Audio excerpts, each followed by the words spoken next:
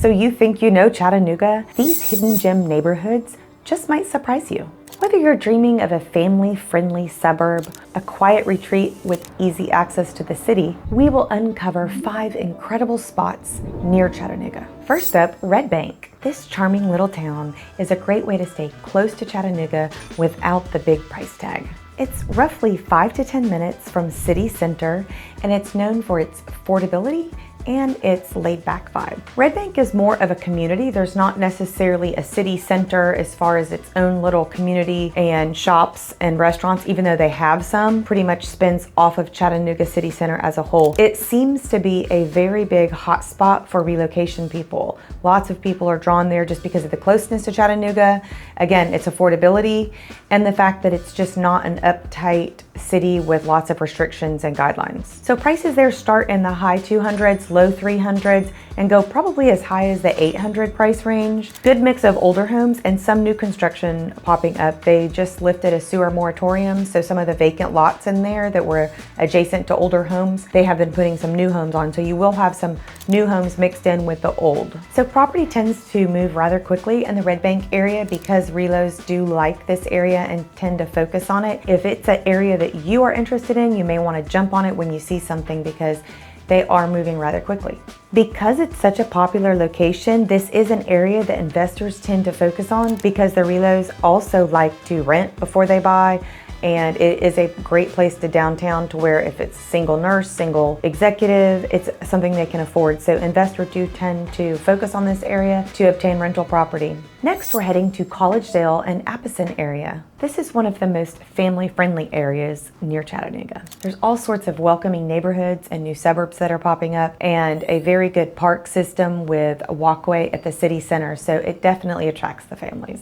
So most people know the area as Ooltewah, but just adjacent to Ooltewah is Collegedale and Apison. And some of the highlights for this area are the Commons, which is Collegedale Commons right in the city center. We have Imagination Station and Playground. We have Veterans Park. We have the Collegedale Public Library. We also have Southern Adventist University. We have McKee Foods, which is the maker of Little Debbie snack cakes. And just off the Collegedale exit in the other direction, we have the Volkswagen plant, the Amazon facility, and Enterprise Park. Very large outdoor space, walking trails, biking trails. Forgot to mention up by Southern Adventist University are the biology trails. Again, mountain biking, hiking, scenic views, lots of stuff to do in this area. I would say in this area, it's very difficult to get something under $350,000. And as far as rentals are concerned, I would say the lowest might be around the 1,700 mark. Sometimes some smaller places come up. But on the average home sale price, again, hard to get something under $350,000.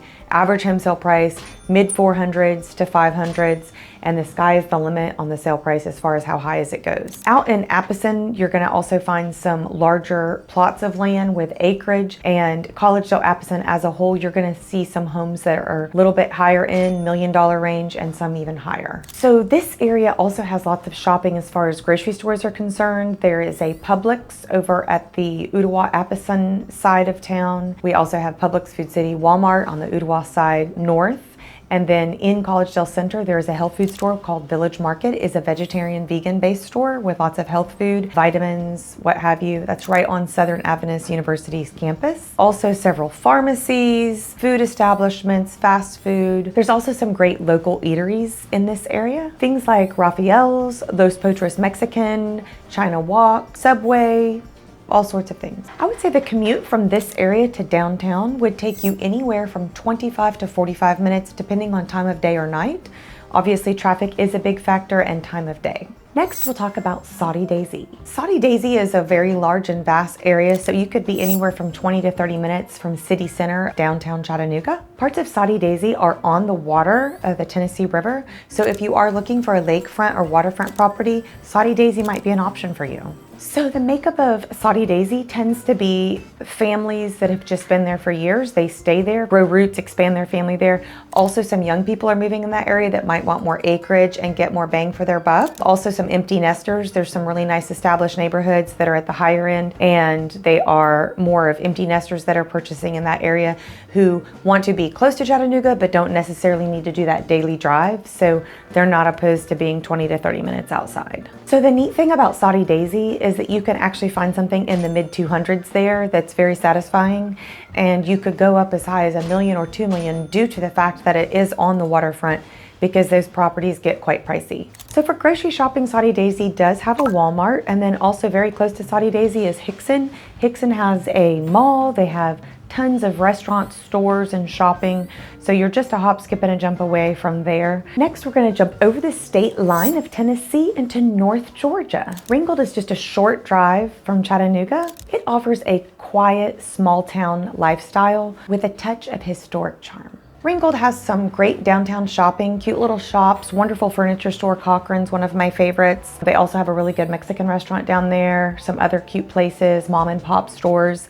There's also a depot, which is like an antique train station or vintage museum there, and they have a really cool haunted house each Halloween that the community sponsors, and it's always a hit with the kids. Housing in Ringgold is a little bit cheaper on the Georgia side. The property taxes are a little bit lower. They do have state income tax in Georgia, so it's not as popular as a place as Tennessee, but if you do work in Georgia, it makes a lot of sense to save the money on the housing and buy a house in Ringgold. The good thing about Ringgold is that you can still get a house in the 200 price range, and you can go up to maybe the 500 range, sometimes higher, just depending on if you're further out with acreage or if you're closer to town center, but it is a place that you can get an affordable house. So also just adjacent to Ringgold is Ottawa. So if you are very close to that line, you could enjoy the Ottawa shopping of the Publix, the Food City, and the nice little shopping plazas that comes along with that. Or if you're in the other direction, you also have like Fort Oglethorpe and some other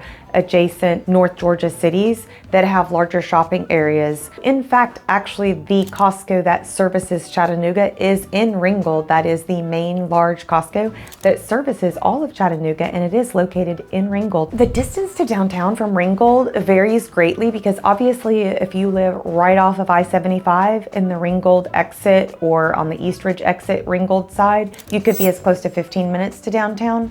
And then if you are sort of further out in the more rural area, it could be as far as 25 to 35 minutes. So it really just varies greatly on the area within Ringgold that you live. And finally, we're going to talk about Rossville, Georgia, which is basically downtown Chattanooga, just over the state line. This is sort of a hot option for first-time home buyers with a lower price budget, or even those that want to look for something to renovate. You have a mix of older homes with a few newer homes sprinkled in there, but it is the majority of older homes because it's an older area developed and there's not any room or vacant space to develop new. So some of Rossville is right downtown, but the majority of it is probably a good 10 minutes from city center of Chattanooga, but it is right adjacent to downtown. So for your shopping in Rossville, you're gonna probably use the grocery stores in Chattanooga or Ringgold, whichever is closest to you there. There's not necessarily a very large city center with grocery stores and restaurants, so you will visit one of those other areas, but again, it is a spot where you can get very affordable housing,